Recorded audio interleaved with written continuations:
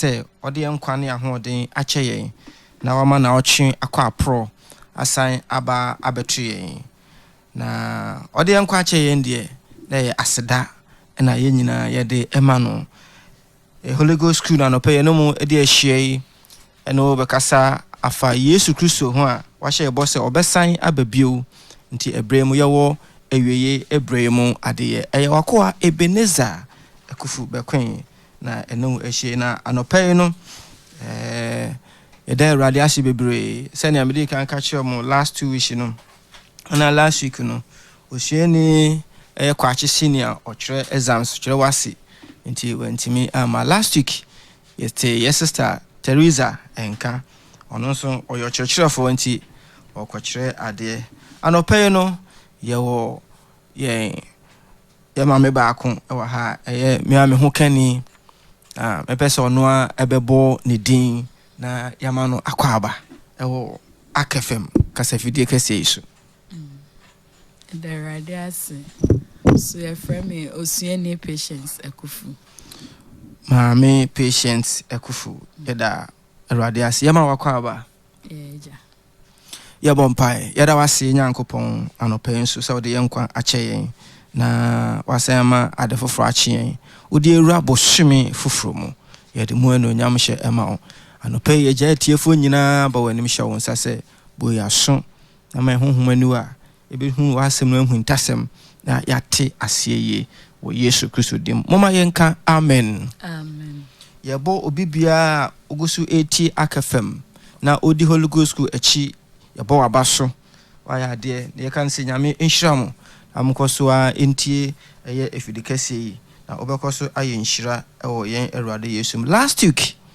na ye no kasa afa the spiritual ark honhom eye apam ananse shen last 2 weeks yehu Noah bra nyame de Noah ye mfato ho de mayen na last week yesan be gina mu pa na yekoye na eneno true because of revelation bia nyame de ema menti ebese yehwe sa enoma we na yehwe no nso yekase ya no yebom kai se Holy Ghost school obetimi arechi yen our social media handle no so a YouTube hono Holy Ghost school assignment na TikTok nso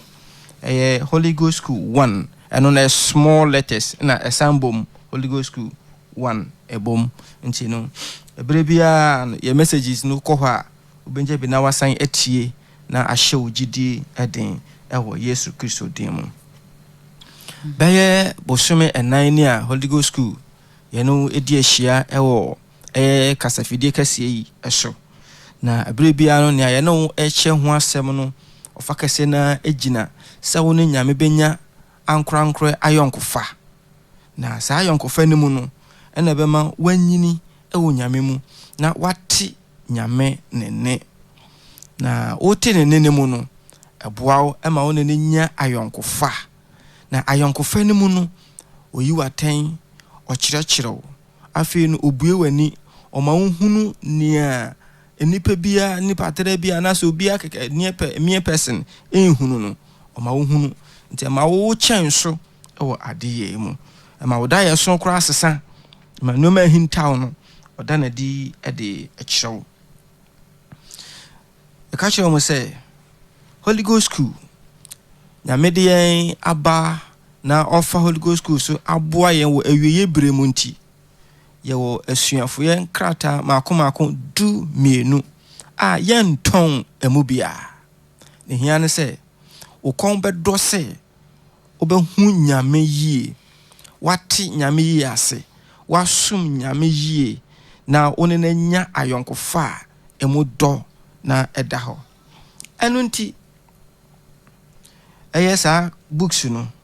anope pese yebobo ne nyina so ede ekirew na se ukondwa obefre na ye de bi amawo ewo sa ewiye brei emu yedi kan no aye de be 4 months ye no aka ho asema aye Holy Ghost school ene book 1 introduction ano ye nton na to so bi onso ye whose image are you hwan infoni ene so unya sa krata now kenkan now the yo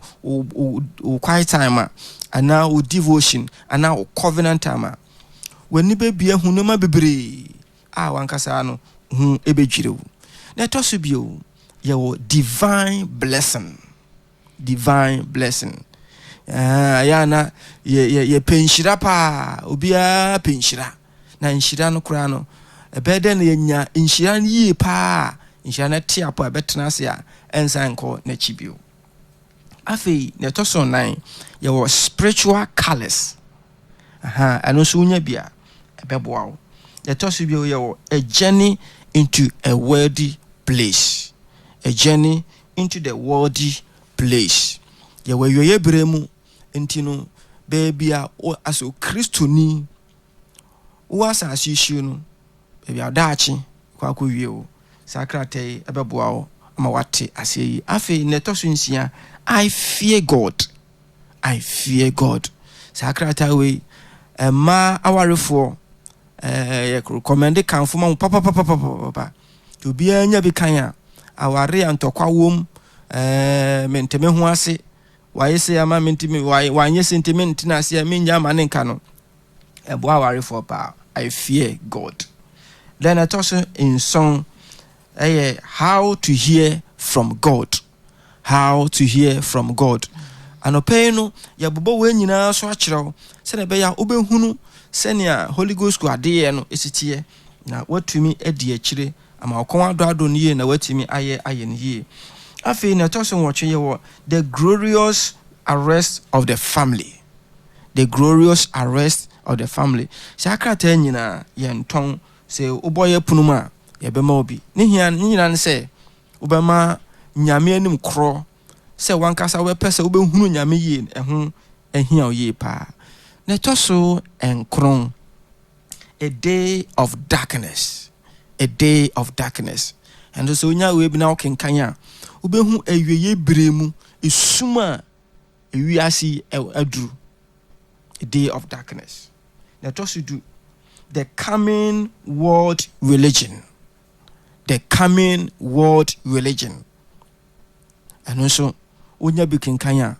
ebebie wadwem ebebie wani eno ma ekoso sesi akrampa wadwen enko so no wani bebie afa amanyosam ho wani bebie afa ahenie ho wani bebie afa enuoma ekoso ewo wiase ho ama watumi atoto enuoma yie atwen Yesu ni maya etoso mienu na etoso du baako the present global crisis enuoma bi a esisi ewo wiase a yente ase no krata ebeboa wo ama wate nia esisi nase bibie si a aye huhuhu yente bi kurada na eja ayem hihye eyenkomhye nyame aka ho asem dadadada na se wonnima na eja ayem hihye na mo se wuhu na ekire se ampa we are approaching